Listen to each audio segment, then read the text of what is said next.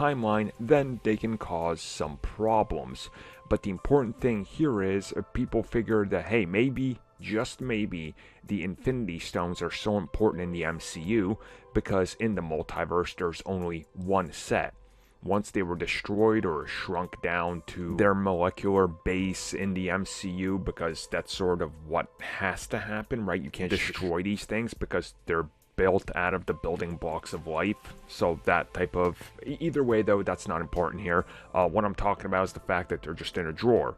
And they say there's tons of them. Some people even use them as paperweights because they don't matter. They collect them through the multiverse. Here they just exist. Meaning that once we start exploring other multiverses and other timelines, the Infinity Stones are still there. And as we learn in the first episode, there is danger out there because if things happen, if things go out of order, the potential to harm timelines is there, and the Infinity Stones could then be used again. So, quite obviously, major problems and things that you have to account for. Now, what of the actual Infinity Stones in the MCU? Well, where Loki takes place, out of time, I guess the proper ones that we had in our timeline that we were following, those could still be technically destroyed, but again, they're not. They just sort of exist in time and space, and the TVA can go to any point in time and space and do whatever they want with them.